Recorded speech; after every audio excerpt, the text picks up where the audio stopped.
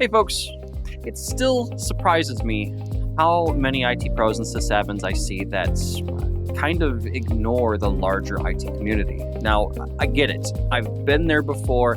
It's nice sometimes to just sit in your office and, be elbows deep in the tech and not, really think about anything else. But you're missing out on some fantastic friendships, some great learning opportunities, some mentorship opportunities, and just the opportunity to give back to the community as well. The community can be such a powerful tool for us in the sysadmin trenches by expanding our knowledge base, by making connections with people that know tech that we don't. For example, if I have a deep, block level storage question, I know storage pretty well, but sometimes I run into stuff that I don't know. I have a go-to guy. I have a guy for storage that I talk to. I have a guy for IAC and DevOps and et cetera, et cetera. So the community really makes us better. And when we give back to the community, it's helpful as well too. So today I've got Eric Siren on the show, and we're going to discuss this topic of community in the sysadmin trenches, why it's important, how you can get involved, and lots more on today's episode of SysAdmin Weekly.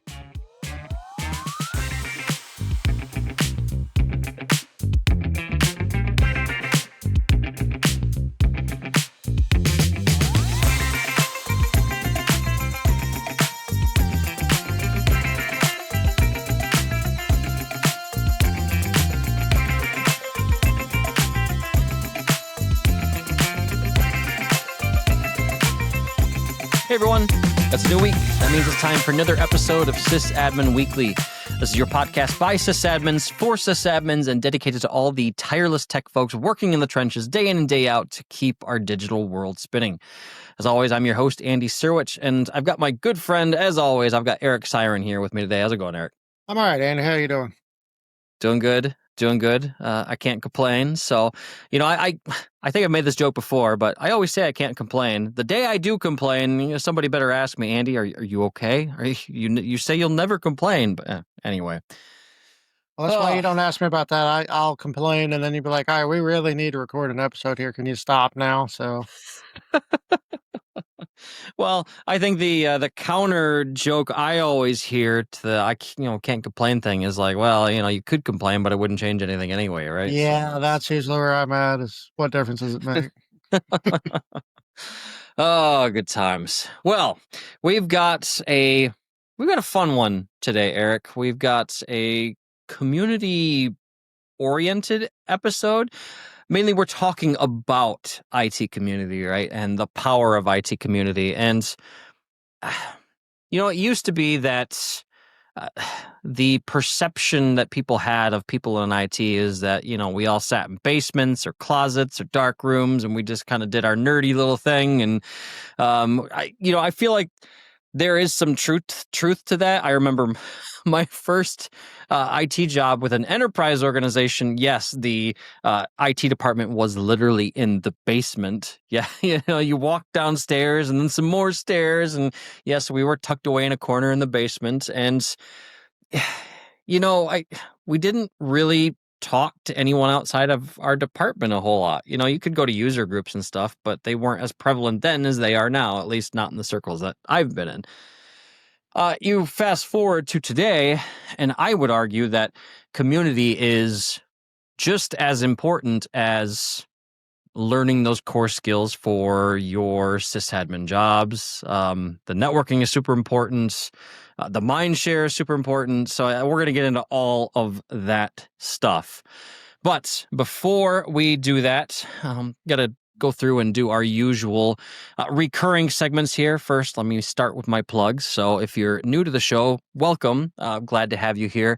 We'd love to talk about sysadmin stuff and have a nice, fun, geeky time on this show, right? So those of you that watch the show on the regular, you know that all of our links associated with the show can be found at www.sysadminweekly.com. If you're new, well, now you know, right? So you can find all the links there. We also have a companion newsletter that gets updated bi-weekly at newsletter.sysadminweekly.com. In that newsletter, we can include speaking of community, a bunch of really cool community-oriented links. We include some security talk. I include a short editorial at the beginning of each newsletter, and we just, again, talk about some geeky, nerdy sysadmin stuff, again, bi-weekly on that particular newsletter. So again, that can be found at newsletter.sysadminweekly.com. If you'd like to participate in the show, you can always leave a comment either on the YouTube episode if you're watching us on YouTube. You can also comment on the Spotify episodes of the show as well, too. And if you're more of an email person, you can email the show at contact@sysadminweekly.com. Now, speaking of community, Eric, it dawns on me that none of the methods that I just mentioned are, how do I want to say it? I guess you could say email is kind of instantaneous. I've been thinking about setting up a Discord community for the show. And so if I get around to that, hopefully I'll throw that in the show notes, folks. Otherwise, it might be an episode or two before I get to it. Had a lot going on recently. So the other thing I want to mention is, yes, last week's episode was a day or two late. We're recording this on November 16th. I got last week's episode out on Friday as opposed to the usual Wednesday or Thursday. So I was traveling for KubeCon, actually, KubeCon 2025. I'm sure I'll mention that during the episode today, but just FYI, apologies about the lateness of last week's episode. And so that's what got me thinking about, like, hey, a more immediate communication medium might be helpful in situations like that, right? So anyway, be on the lookout for that, folks. It'll be a Discord community or Slack community or something. I'm not entirely sure yet. TBD. So with that, we've got some comments that I want to review. So again, I just mentioned how you can comment and, maybe get read on the show depending on your comment. I love to cover comments on the show, and I've got 2 or 3 of them here. So, Eric, you were part of the SysAdmin Horror Stories episode that we did for Halloween. So that was a fun episode. I really enjoyed recording that one. I'm pretty sure you did too. But I don't remember whose story it was. If it was you or if it was Mike Nelson about the guy bringing backups home in a cardboard box. I don't remember who that was. I know it wasn't me. Mine from that Mike. Was the tapes on. Just throw it up in the on the dashboard. The dash of the car. And they were in like Texas or something. Plenty of sunlight. Like, oh, none of these tapes are readable now because they don't even fit in the drive. That's. Yep. Worked it into a banana. Yep. And so I don't have a whole lot of comment on this particular commentary on this comment, but I had to read it because this this person basically said that guy bringing the backups home every night in a cardboard box. ... Holy hell. Yes. Holy hell. Not great. All of them. Yeah, that was the thing. It was all of them. Yep. So it's funny how many sysadmin horror stories revolve around backups and data. So, folks, if you want more where that comes from, go back and check out our sysadmin horror stories episode. I think it was episode 29. So be sure to check that out. So the next comment that we had that I wanted to make sure we covered. Yeah, so this was a comment on last week's episode. So last week we talked about the new guidelines on passwords that NIST has come out with. And I'm just going to call this person Roy because their handle is Roy SATX. So I'm just going to say Roy. So Roy says, of all the things the tech industry and standards organizations have collectively gotten together and agreed on, this should have been made a priority long ago to solve. So they're talking about, the stuff with passwords and authentication, right? Passkeys, right? So they continue. Why not a physical and, in all caps, affordable industry standard passkey? The current passkeys are too freaking expensive and aren't globally accepted. Fix this. We have house keys, we have car keys, physical keys, and they work well enough to secure our homes, cars, businesses. Why not our access to our devices? So, hard agree. I think part of this is that thing where any newish technology or standard to the industry always tends to be not as economical at first. So I look at this from a YubiKey perspective because that's the type of hardware I use for my passkeys. And I think I got two YubiKeys, one to use and one as a backup, right? For, I don't know, $55, $60, which for an individual is not too terribly bad. But, if I'm an enterprise security team and I'm looking at needing, I don't know, uh, 50,000 of these, 100,000, it gets expensive really quickly, not to mention the labor cost and getting them configured and rolled out and all that stuff, right? So, yes, Roy makes a good point here about the cost of them, and I have faith that as passkeys continue to be adopted, cost of ownership hopefully will get a little bit cheaper, but we'll see. Eric, any thoughts on that before we move on to our next section? I think you have more faith than I do. Maybe today I'm just feeling optimistic. Maybe that's why. Ask me next week and we'll see where we're at. Yeah, I'm trying to think of all the ways that can go sideways, and I don't know. I think it's a noble thought. I definitely want to validate that. That is just having been on the side of developing like a password hash storage, all that a couple times. Yep. And you want to plug a standard into it. And then we're going to have vendors involved. That's where it gets interesting, right? Yeah, maybe if I don't know. I'm just I really think it's a noble thought. I have a lot of concerns about the implementation around it, including everything that you said, but I have more than that, just what you said. I mean, we could probably do a whole episode on that, to be honest, but I will say that I think Windows Hello for Business is going to help a lot in the cost area because as, PCs and fleets get replaced, I think it's going to be more common that they'll be replaced with a machine that supports Windows Hello for Business without any extra finagling, right? So yeah, that'll reduce the cost of ownership a bit.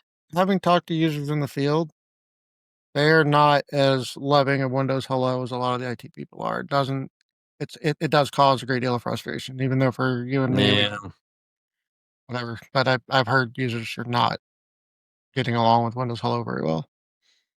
And a lot of it is switching from their work devices, their home devices, and everything else. It's just, yeah, it is what it is. We'll figure it out eventually. It is what it is. It's that forever push and pull between security and ease of use, right? Mm-hmm. So, and convenience. It's that constant battle. So we'll have to see where that one lands. That might be an idea for a future episode, though. I'm not sure exactly what angle yet, but we'll have to talk about that more, Eric. I think that's a good one. So I've got two other regular recurring segments that we do here on the show. We've got Nerd Hour and we've got News React. Now, for the sake of time, because we had some comments to cover, we're going to split this one up. Eric, I understand you have a News React item you wanted to discuss today. Yeah, so it's a bit of a combo part because I saw on YouTube one person reporting on other people's reporting. I'm going to lead into this with something that's going to be important later. Is for a long time, I had a hard time remembering if you would say the name Sam Altman or Sam Bankman-Fried. I would have to pause for a minute and remember which is which. Okay, so because some other people who? Well, Sam Altman is the CEO of OpenAI, who's behind ChatGPT, right? That's theirs. Yep. Sam Bankman-Fried was the CEO of, I don't even know the name of the company, but basically they were behind one of the biggest crypto scams in the world. And didn't he wind up in prison or something? Probably. I lose track of all of them. They basically didn't have the money to back all the things that they said they could. And a lot of people were using them as their crypto bank, or I can't remember the whole story, but basically, yeah, he stole a lot of people's crypto, and yeah, it didn't go well for him. And I kept getting these two folks confused. Okay, so Sam Altman and Sam Bankman-Fried, and it's going to be important. So I'm watching this thing. he's reporting on like the state of OpenAI, and they show this infographic that you may or may not have seen going around, and they're talking about the whole circular motion of money between all these companies. And they've got, so what happens, like Microsoft, Oracle, Nvidia, I can't remember who else, Yep. and they're all putting money into OpenAI to get it off the ground, help it go. We're putting all this money. And so then OpenAI is like, oh, we're flush with cash, so we need to go buy compute services for ChatGPT, and they're buying it from Microsoft, Nvidia, It's just the and circle. like, oh, we're getting all this money now, so let's go buy more AI because it's so yeah, you got this huge circle. And by itself, you don't think too much about that because the big companies, there's always money floating around. This person starts running the numbers though and saying the thing is these companies don't have enough money coming from other sources to back up what they're doing. Yeah. So they're literally just taking these huge chunks of money and passing them around between each other. And I think I talked about this on a News React segment earlier that huge parts of the United States GDP are basically bound up in this AI circular Yep. thing. And like the rest of the economy is actually not doing that great, but you can't see it because of the way these things are. Anyway, so OpenAI came out and said they're going to they're committing $1.4 trillion in, I think he said the next year to, their whole Whew. initiative and everything. So this reporter was on like a Zoom call, and they had Sam Altman on there and Satya Nadella, and I can't remember, there are other people. Those are the first two faces I recognized. There are other people on it, and the reporter's like, okay, so you just committed $1.4 trillion, but in the last fiscal year, you guys only had a $20 billion revenue total. How are you going to do this? And Sam Altman basically just starts making fun of the guy and never answers the question. But I'm like, okay, I've invested in a lot of this. Like, if you go and look at your 401ks or whatever, a lot of us have Robinhood accounts with like, where you invest in, not the ETFs. Do like a mutual fund or something like that. Almost all of us are invested in one or more of these through multiple different paths. Yeah. This is an important question for all of us to know the answer to. How are you committing $1.4 trillion of your $20 billion purse? What is your plan here, man? And he just laughs it off like, ha ha ha, that's a joke. But then the same guy had him in another interview where Sam Altman is basically like, yeah, the government will just come bail us out if we mess this up. And then another friend of mine watching this with me, she points out, Sam Altman does a lot of interviews, and he has also like volunteered his own face and voice a whole bunch to train OpenAI. Like, what's going to happen is Sam Altman actually right now has plausible deniability that, that's all fake. That's all deep fake generates of me. It's not really me. And Oh boy. he could kind of do that, and it would be hard to say it didn't happen. Because that's a can of worms. Like, yeah, he's kind of made his own alibi. Like, oh, and so this is where I want to go back to the way I opened it up is like, maybe I wasn't getting Sam Altman and Sam Bankman-Fried confused so much as they're kind of the same guy. There it is. There it is. Yep. Oh man. Yeah, in the security space, the whole deepfake, video, audio deepfake thing is something we've had our eye on for a while, right? And that's definitely going to be an issue going into the next couple of years here, right? But that might be the first time I've ever looked at it from that angle, right? From the standpoint of a public figure using AI as an excuse that something that they said or did was not real. That's just AI. It's going to happen if it hasn't happened already. Yeah. We've already got a tracker. Well, that, it wasn't me. So, I wasn't there. I didn't do that. We had that already going on in the day of like, how can you say that? Everybody's got a camera now. We see everything. Nobody gets away with anything anymore. Well, pretty soon it's going to go back to, well, you can't believe anything you see in a camera. Right? Oh, man. So, yeah, it's going to be great. And anyway, I hope everybody has been thinking about where their money is invested, putting it in safe places. No joke.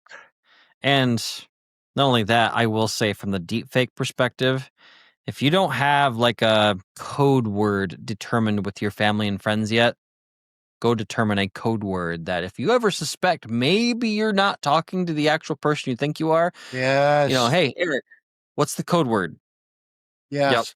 So it's this wasn't news. It's why don't we segue out of the story I'm about to tell you into your our content for the day? So I was at not exactly a conference, but a, a meeting of technical minds that was hosted by a vendor. And they give a little thing, and then they do Yep. a networking hour. And one of the folks there said that yes, some attacker had called their CFO. No, sorry, called the assistant to the CFO, pretending to be the CFO. Yep. And started like giving directions, and it was just because this assistant was on it enough to go double check things that it was caught and stopped. But it was a Yep. phone call made using a deep fake with this other, the CFO's voice. I'm like, this is wild to me, but it's happening. It's Yeah. already happening. But Yep. learned that at a tech conference the other day. So Yep. There was a bank that was impacted via audio deepfakes. I don't know, like a year or two back. In the early days of all this new AI technology. I'll have to find that and put that in the show notes because we've talked about that in my day job in the security community quite a bit. So anyway, for the sake of time, I am gonna pass on my nerd hour item. I'll have to share that in the next show. Basically, it has to do with GDPR friendly web statistic tracking. So anyway, we'll get to that in the next episode. I'll have to mention. I'm sure everybody's just chomping at the bit to hear all about that, right? Anyway, we are about 20 minutes in here, and let's get to our main segment here. And again, as a reminder, we are talking about the importance of community and IT. And I would make the argument that you can't hardly be in IT these days without being involved in a community. You should be involved in the community in some way, shape, or form, right? For a number of reasons, right? You've got, it can be used as an accelerator, helps you learn. You can find mentors and advocates. I mean, there's a whole lot of different reasons why. But if I'm going to focus on one to start with here, I think I would look at this from the standpoint of, okay, I'm a new sysadmin getting into the industry. A community can really be an accelerator, and I can speak. I can speak by example on this particular case. So if I look at my career and the trajectory of my sysadmin adventures, right? I was in the trenches for many, many years, and I was involved in some smaller local MSP related communities. But it got to be about 2012, 2013, went to my first Microsoft tech conference and got connected with the Microsoft MVP community, as well as a community called The Crew, spelled KREWE. It basically was an international Windows user group that met up every year at Microsoft Ignite. And I would say in terms of a career accelerator, just those two groups were probably one of the most impactful things in my career, because not only did I meet people that have become some of my best friends in the world, Eric included here, I have also met a lot of mentors over the years and a lot of people that are a lot smarter than me in a lot of different technology areas. So I don't know about you, Eric, but I know that, when I have a really nasty storage issue that I'm not sure on, I go to this person, or Azure networking, I go to this person, or, PowerShell, I go to this person. I mean, IT is so vast, we can't know it all. Having that community to fall back on is super important. And, my dad always says, it's not important what you know, but it's important that you know how to get the answer, right? And if I don't know the answer to something, I probably know who does. And that's just been super valuable throughout my career. So I'm sensitive to the fact that I've been just rambling here for the last 2.5 minutes, Eric. I'll let you get a word in here. only 2.5 minutes. Oh, you haven't come close to one of my rambles. Fair enough. It's kind of cool to hear you kind of the way you talk about the way you use it too, because I know like a lot of times I'll go out to forums and I have a customer who's having this problem and this is what they're having, and what's the answer? And I'm like, oh, so you're billing somebody for me to give you free fix advice? And I'm really like, I'm just not going to answer that. Oh, if somebody else wants to do it, good on them. But I'm not doing that. I'm not. No. But if Andy calls me and says, hey, man, I'm stuck, Andy gets free help anytime he wants it. And a lot of it is, yeah, because we've formed that, it's less about, I don't know. It's like I'm now forming these relationships with people. I'm invested now in your success in a way, Yep. and there's sort of that give and take. It's not just this anonymous person on a forum who's like, oh, hey, I don't have to know anything. I can just go out here and make the community solve the problem for me and then issue a bill. Like, oh, no, no, no, no, no. Right. So, Right. yeah, I really like that part that you're talking about is that I have friends that I don't always rely on for tech stuff that I got from my tech community. But yeah, if I do run into something, man, I don't know what to do, but I do know who does. Yep. And I mean, just having that community to bounce ideas off of. I mean, Eric, you and I, we have, bounced Hyper-V issues off of each other for years and years, right? Years, Like, yeah. hey, weird Hyper-V thing, what do you think? And, I know we've helped each other solve a couple of weird issues over the years. I know a lot of times the answer was, oh, hey, don't use that Broadcom NIC or that Intel NIC because, offload issues in the TCP IP stack. Very common Hyper-V issue many years ago, folks. If you're interested, I'm sure you can do a Google search and find all kinds of complaints about that issue. But anyway, I'm just, making a joke because many of the issues we dealt with over the years throughout that time period had something to do with TCP offload on crappy NICs, right?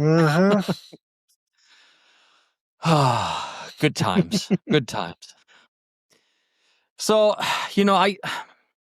I think just that network, just knowing people, and then again, just the friendship aspect has been great. I mean, not even looking at it from a career perspective, just having the friends, right? I mean, it's been great from that perspective too. So, but again, we're talking about it through the lens of your IT career as a sysadmin. So if I bring it back to that, right, learning is a big part of it too, and so I have always really, I don't know if I've done it on purpose, but I've always found myself in situations where uh, I'm surrounded by people that are way smarter than me in certain areas, right? And because again, in IT, you can't know it all. It's not possible. And so I've been fortunate over the years to be surrounded by a lot of very talented, very smart people that I've learned a ton from over the years. And that doesn't apply to just tech. I mean, that's certainly what we're talking about from the standpoint of this show, but just life skills, learning, heck, I mean, this applies to marketing as well, too. As part of my role in my professional life, I've been part of marketing teams before, and I have learned way more about marketing than I ever set out to learn just via osmosis, right? Just by being in the room, that type of thing, right? So, I mean, that collective knowledge from your network, from the community, really helps you out, exposes you to those real world fixes. And I think the big one for me, and I should probably preface this with, I'm not knocking textbook theory. I'm not knocking it, but that exposure to real world fixes, again, looking at it through the sysadmin lens, is huge. That textbook theory is only going to get you so far. And I think you could probably identify with this too, Eric, is that as a community, when there's something big going on, like, I don't know, the Heartbleed vulnerability some years back, right? We as a community all work together to deal with that issue. And just that collective knowledge, that collective learning, that collective let's deal with this issue together, I can't say anything but good things about it. So, yeah. I don't know if there's anything you want to add on that before I move on to my third bullet point. Some of it is on the book part, as I don't know where I'm at on written books. I've got a couple out there. As an author, we don't remember everything.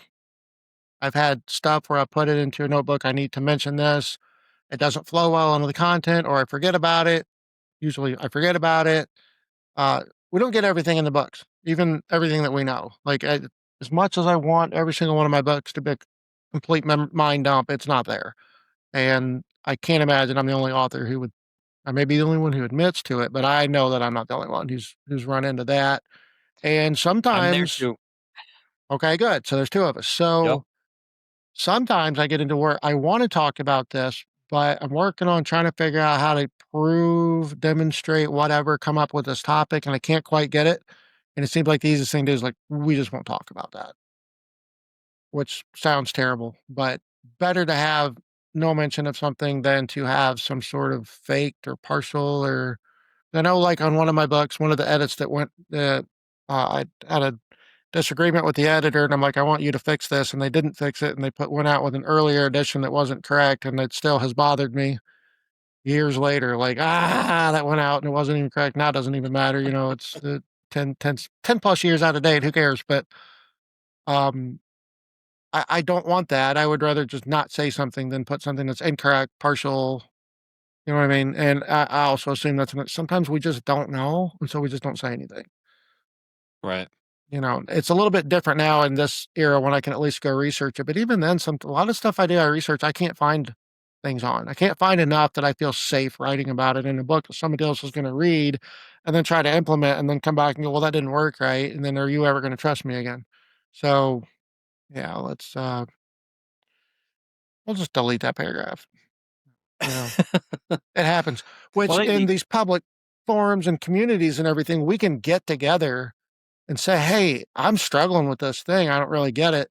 And maybe everybody else, a lot of times there I get crickets too, like, yeah, I don't really know either, but it's something. And at least then it kind of enters the public discourse, but not in a way that puts an author or somebody in a place where they feel like they have done a disservice to anybody, if that makes sense. yeah, that makes sense. That makes sense, definitely. And I, yeah, it's funny what you mentioned. Like, I find one of the things for me whenever I work on books is there's certain very super technical things that I feel like sometimes I have to just get my thoughts on paper in some way, shape, or form, Mhm. even if it like doesn't flow well, whatever. There have been times where I've reached out to folks in the community, yourself included, Eric, like, hey, I wrote about this feature or this how to or whatever, but I feel like it's not clicking. It's not tight enough of a description. What do you think? Right. So it's been helpful from that perspective too, just having that community aspect. Um, that also kind of segues me to another thing that I've seen pop up in the community over the last couple of years that's I've always found really neat. And I don't know, from what my experience seems to be something that's kind of unique to the tech community. You see these cases where you have living documentation, right? You really see this in the open source community, especially where you have this idea of living documentation. You have just a collective community building and maintaining that documentation for the community, right? And maybe that example is just fresh in my brain because I just got back from KubeCon in Atlanta, and that's a very open source centric conference. But you stop to think about other industries. I'm not really aware of other industries that do that. I mean, sure, medical has like studies and, um, but again, maybe I'm wrong, and maybe it's just from my perspective. But I've always found that fascinating about IT. So anyway, well, next up on our list, in terms of cool things that the community provides and why you should be thinking about the community, right? We've talked about community as a career accelerator. We've talked about faster learning via the community. We've had a couple of sidebars as well, too. As you can see, community is a very vast and intricate topic. But one area that I think the community is very powerful at is finding mentors and advocates. Now, I have been fortunate throughout my career to have had many mentors over the years. I remember my very first direct report. I always looked at him as more of a mentor. He's the one that actually got me hooked on Linux way, way back in the day, and that's why I continue to use Linux for server operating systems all these years later. I remember he got me to install. It's called Mandriva Linux now. Is Mandriva even still around? I'm not sure. Oh man, I But it don't was called know. Mandrake Linux back in the day. And then, of course, he got me hooked on Debian, which, everybody can see in my background. Maybe if you're listening to this episode, you can't see in my background, but of course, I have the Debian logo right next to Tux there in my SysAdmin Weekly background there. So Debian has been something that I've always used ever since then. And so when I think about mentors, I always think about him, and I've been fortunate to have a number of mentors from the community ever since. I mentioned the Microsoft community. The person that got me involved in the Microsoft community was a former tech evangelist. Back when they had the old tech evangelism team at Microsoft, that was Keith Mayer. He was a tech evangelist, and he guided me through the MVP process, getting into the program. It's funny.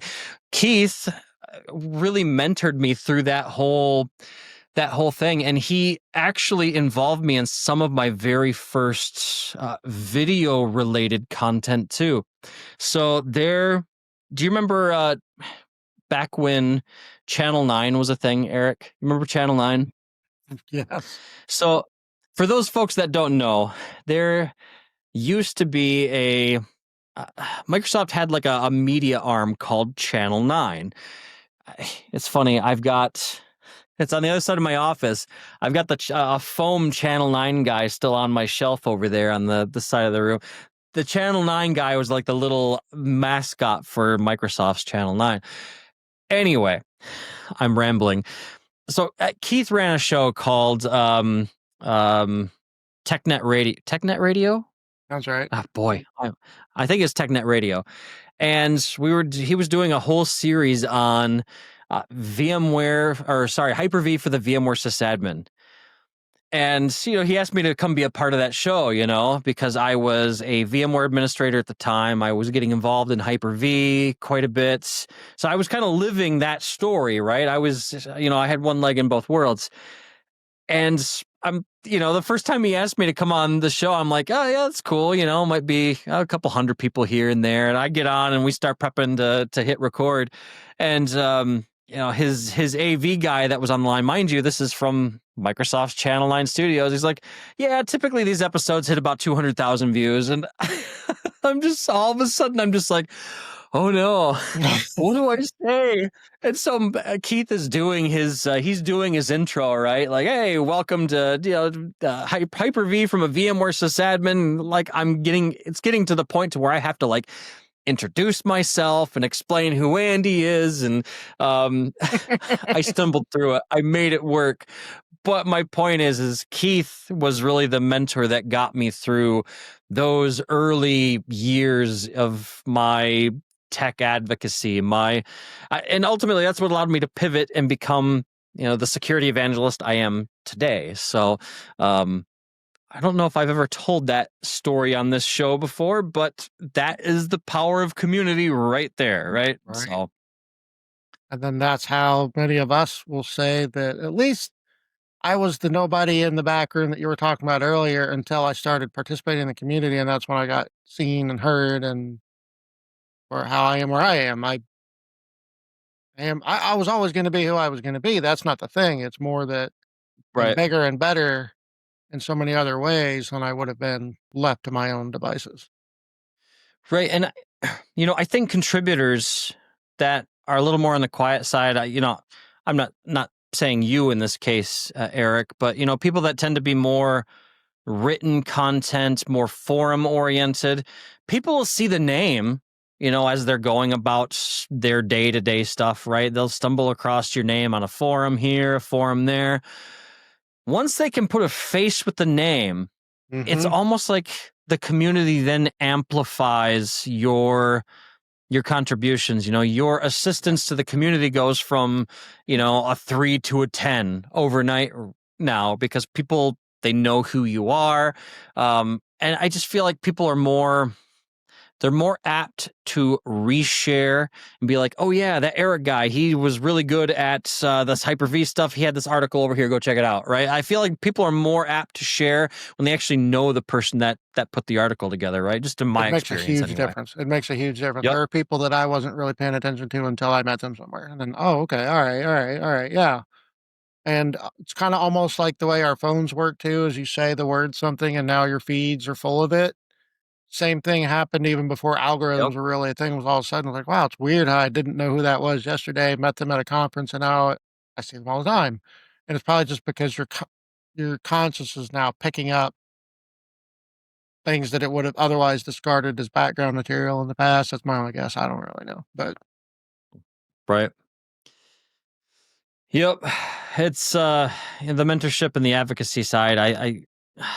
I would almost say is one of my favorite parts of the community. And um and it's weird. It's we've mentioned a few other things being cyclical with the community, right? Things always come back around.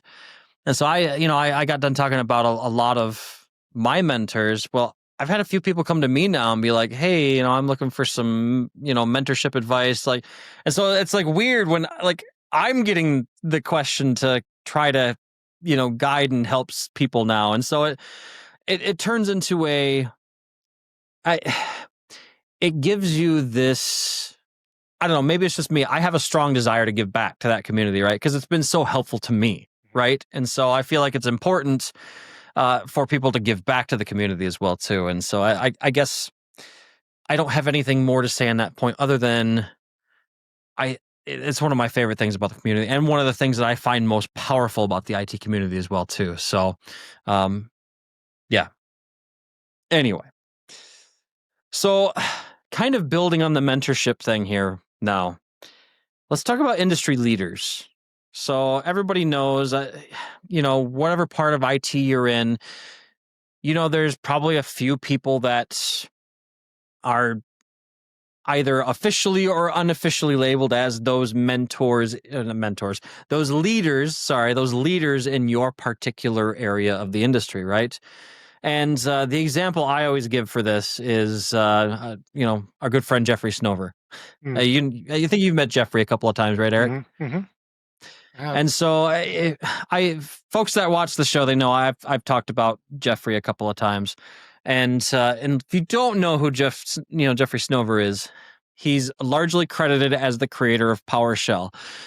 Now I'm going to tell the joke again. People who have heard me talk about Jeffrey and explain who he is, they've heard this joke before. But I was doing a video interview with Jeffrey one time. And, I was talking to the camera and I was explaining who he is. And Jeffrey looks at me and he's like, yes, I helped create PowerShell. But he's like, I was also one of the 3 chief architects of Windows Server. He says, that's something you put on your tombstone. And I'm like, okay, fair enough. One of the 3 chief architects of Windows Server. Jeffrey's a big deal in the Microsoft world, right? And I remember there was a community event where, he was president. Of course, I was younger in my career and, fanboying like, oh my God, that's Jeffrey Snover over there, right? And like, I'm super nervous to go up and I'm like, he doesn't want to talk to me. Guess what? He's a really cool guy and very approachable, super friendly. And now, like, I walk down the hallway at a Microsoft event and like, oh, hey, there's Jeffrey. Hey, how's it going? We end up talking to each other. So I think what my point here is, the reason I want to talk about industry leaders is they're part of the community too. And, don't be afraid to reach out to them. Because, those people that, you have a lot of respect for in those leadership positions, they're just people like you, me, and Eric, right? They have the same problems and they're part of the community too. And I think that's another reason why I feel strongly about the IT community is because for the most part, I think just about every single company that is involved in the IT community, I've never come across a leader that was at least a technical leader that wasn't accessible in some way, shape, or form. Now, certainly there's some executive leadership that for obvious reasons are not super accessible, right? But on the technical side, I don't think I've come across one. I mean, even Mark Russinovich, who's basically the technical lead behind Microsoft Azure, he interacts with the community at events and online, and it's great talking to him as well too. Scott Gu, Scott Guthrie, we see present live at some places, and he's known to talk with the crowd afterwards and people on the side of the stage afterwards. And I know I'm rambling, but basically giving all these examples I can think of industry leaders, participating and giving back to the community. So, Eric, I'm going to let you get a word in edgewise. I don't know if you have anything you want to add to my rambling. I'll get off my soapbox now. I definitely want to plus one Jeffrey Snover. There's a long-standing adage of don't meet your heroes, but Jeffrey Snover's fine if you want to meet him. He is a wonderful human being. He really is. I really like him. There have been some in the older generation that I had an opportunity to meet somebody who was, a lot of his work really kept me from getting fired. And I kind of wanted to, but I had an opportunity to meet him, and for some reason I chickened out. And then later on, like, I'm okay with it. Found out he was not the kind of person I would have actually liked. Technically a genius, but kind of an awful human being. And a couple of others that, yeah. So it happens. It happens everywhere.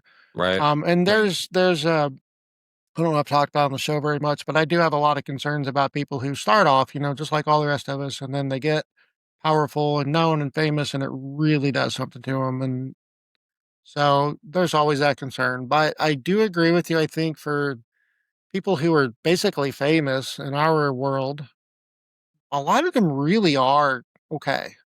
They really are. Yeah. I think you kind of broke the whole bank right there with Jeffrey Snover, though, because he's pretty much the best as far as all the big names that I just said around. He's the quickest one just to kind of fall in and be one of the gang, Yeah. There are a lot of good people out there, though. I've heard really good things about Scott Hanselman. I've never met him personally. I've been close at an MVP summit. I was, but I didn't stop him. But he was just talking to folks and being a good guy, and yeah, I'd say a lot of times in our line of work, it is probably safer to just, because if they don't want to be there, they'll skate off into the background as quick as they can if they don't want to talk to people, right? So yeah, for sure. And so I guess, no, go ahead. Go ahead. No, I'm going to wait. I was just going to say, in terms of actionable items here for folks listening to the show, right? We've talked a lot about community. We told a lot of stories so far in this episode. If you're not tapped into the IT community today, make it a point to go out there and participate. If you're a MariaDB administrator, go find a MariaDB community to plug into, right? If you're a Microsoft person, you go find a Microsoft community to plug into. Go find those communities that have to do with your your competency area within the IT space. Start learning from those communities. Start contributing to those communities. Find mentors, provide mentorship, kind of help each other out. That's really what we're talking about, right?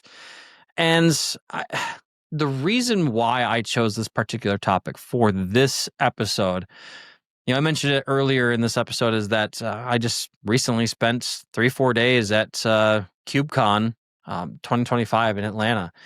And if you're not familiar with what KubeCon is, it's basically a Kubernetes and distributed systems type conference, right? And I think the thing that shocked me the most, all of my event attendance throughout the last 10, 15 years of my career have been very Microsoft-centric events. And there's nothing wrong with the Microsoft community. I'm not knocking the Microsoft community. The Microsoft community has been very welcoming. It's been very helpful for me. I've been talking it up this whole episode, right? I think what surprised me with KubeCon is that KubeCon is a very open source centric conference. And there was the largest open source presence I have ever seen at an in-person show at KubeCon. OpenSUSE. SUSE was there. Red Hat was there. Canonical. Google was there. I mean, industry giants that participate in the open source ecosystem. And I think the interesting thing for me was, as I'm walking around the expo floor, I'm talking with vendors. I was shocked at the number of vendors who are for-profit companies, right?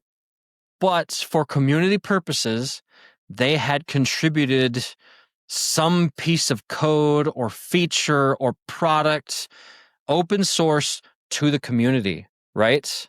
I mean, a good example of that is Kubernetes. I like Kubernetes. If you're not familiar with it, is it's a container ecosystem. It's a whole ecosystem allowing you to, build distributed systems for scalability, ease of use. We could do a whole series of episodes on Kubernetes, but my point is that is an open source community that has created a diverse and massive ecosystem around open source software. And I think as I was walking through the show floor, it was a lot of tech shows you go to. It's very much like, hey, we do ABC and we sell X and Y, and hey, would you like to buy our stuff? It's the sales pitch is a little bit more direct. Whereas at KubeCon, it was a lot more, hey, we made this piece of open source software and now we're offering support, and we gave this to the community and we're involving this community in it. And it's just, that sense of community was really shocking to me. And it was almost community first as opposed to even technology first, which was nice to see, right? And I think that is really the essence of open source, right? Those projects thrive because ultimately they're built by people, not specifically vendors in every case. And of course, everybody, I think I've referenced this picture on the show a couple of times, right? You have like the building blocks of the internet, right? And in the bottom right corner, there's a little tiny one holding up the whole thing. And it's some open source project that's, maintained by two people in a garage somewhere type of thing, And so when we talk about community, open source community is part of it too. When I talk about actionable things, ways that you can contribute, ways that you can get involved, just even make small contributions, docs, feedback, bug reports are huge. It's funny I mentioned this. So I ran Gentoo Linux for a while, years ago. I mean, we're talking like 8, 9, 10 years ago. Gentoo Linux is a build from source distribution of Linux, right? I filed a bug report, I don't know, like 8 years ago, and it is still getting activity today. It was some really difficult to solve bug, and they're still working through it, And so, I mean, those bug reports that you think may not even be like a big deal, submit them anyway, right? Because even if it's not open source, Microsoft tracks all their bugs publicly too. You can go and, well, I don't know about publicly, but they have ways that you can see how many people have, submitted this issue through the feedback app in Windows 11, Windows 10. But yeah, anyway, submit those bugs and contribute that way as well, right? From a career perspective, from a sysadmin perspective, really helps, boost your credibility, gets you involved, and helps build your network as well too. So, anyway, thoughts, Eric's, comments, concerns, funny jokes. I have a cat trying to apparently climb into my throat, so no, I'm going to go ahead. Hey, he just wants to be involved. He's part of the community, You want to be famous, don't you? You want to be famous, you can't get famous. So yeah, I don't know if I have anything else to go on other than what we've talked about so far, but I guess my TLDR for this show, those actionable items that I like to leave folks with. If you're not involved in your community yet, get involved. It will be super helpful for your career.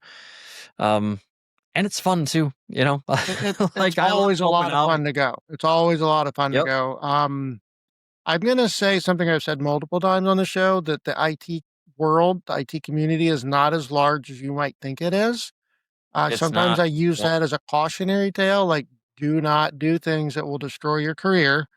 Kind of like, a lot of times I'm thinking like that retaliatory thing. Oh, my boss is terrible. My company is terrible. The people I work for are all awful. I'm going to do this thing. And I'm always like, the world is not as big as you think it is, and those things will follow you. The flip side of that being, go to these communities of like-minded people and you'll find them. There's user groups, there's all kinds of things, and participate, and you will grow your network in a positive way, because someday you may need to find another job for various reasons. And it helps to have people who will go, I know that guy, I know that girl, I know them, I know that person, right? Yep. And yeah, let me boost that. Let me pass names around, help you find. I help people land after, bad things have happened, and good. And it's always nice to have the community backing you up. One thing that I don't know if it's useful or not, but I know that I will go out on LinkedIn and I'll write, hey, I'll write a recommendation for somebody. You know, Yeah. why not? As long as I Same. know them. I mean, I've had people who will just friend me and then, or not friend, I don't forget what it's called on LinkedIn, but they'll connect and they go, hey, would you write me a letter of recommendation? I'm like, I don't even know who you are. I'm not doing that, but um, yeah. So there's a lot of good to be had beyond just the technical knowledge, which I think you've said several times, Andy, that it's more than just the Yeah. tech.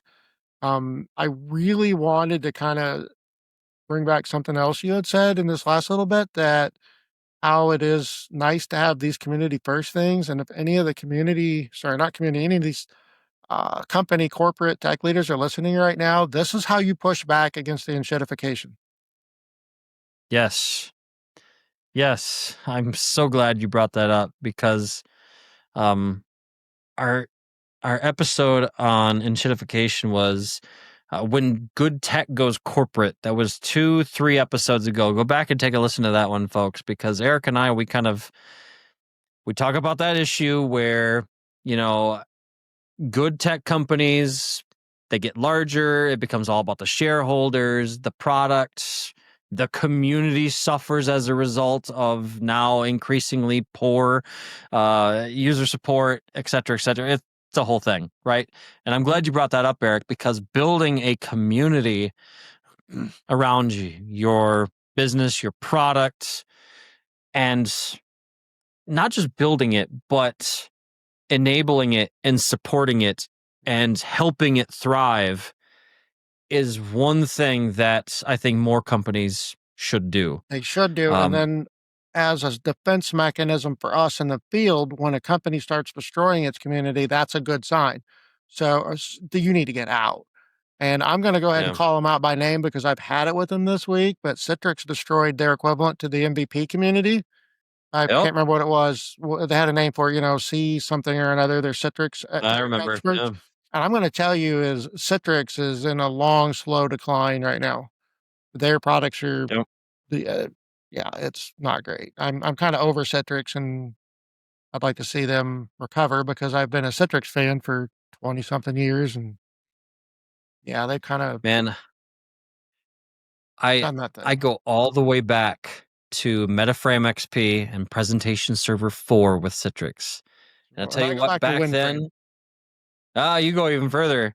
Back then, they were awesome. They were so good. And well, there's good tech that went corporate, Yeah, went too they've corporate. had ups Not and that going downs. I corporate mean, is bad. yeah, no, it's not, and they've had ups and downs, but Yep. I think they've been kind of not as great for a while, and then when they destroyed I can't. I'd love to know the name of it. Maybe somebody in the comments will tell us. But when they killed that, it just like, what are you doing? That's just so terrible. Yeah. Because I know one of those guys, and he's amazing. He's so, again, the community thing that we're talking about, and like, now all of a sudden he's Yep. not going to have that inside thread anymore, where he does a lot of work that I'll Google something wrong with my NetScaler, and about 50% of the time I land on something this guy did or wrote, and Yeah. so I'm not landing on Citrix pages, I'm landing on his. And the fact they're like, "Oh, we don't care. We're just gonna get rid of that." Like, oh, Yeah, it's unfortunate. So very unfortunate.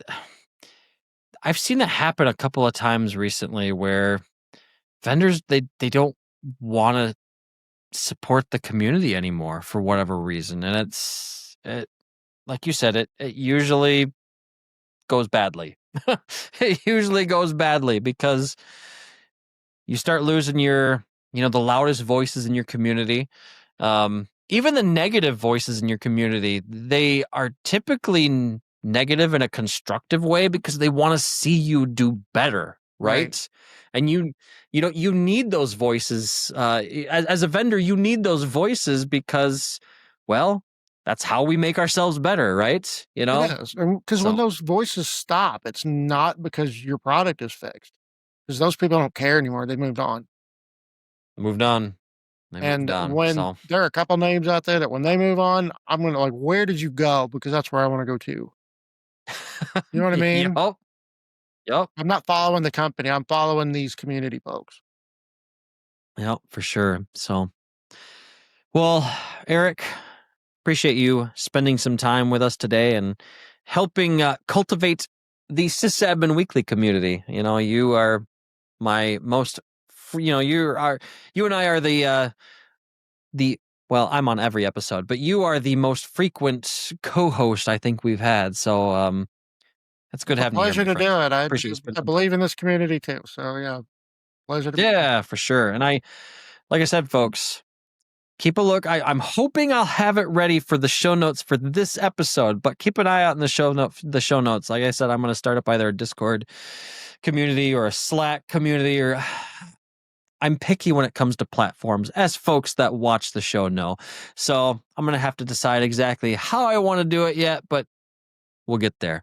That way, we have a little bit more direct way of interacting with the community than via email and comment sections. But so those things are nice, but I would have Thursday evening when I got back from KubeCon, I would have loved to have some sort of mechanism where I could let all of you know that, hey, today's episode is going to be a little late. Sorry, but I was in airports and all that fun stuff. And anyway, so, well, Eric, appreciate you being here, my friend. Thanks as always. And good having you.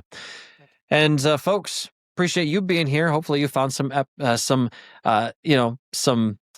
good stuff in today's episode. You found some value in today's episode. That's what I normally say. Hope you found some value in today's episode. Again, you can find us out on the YouTubes. You can find us on Spotify, Apple Podcasts, as well as Amazon Podcasts. So chances are, wherever you consume your content, you can find us.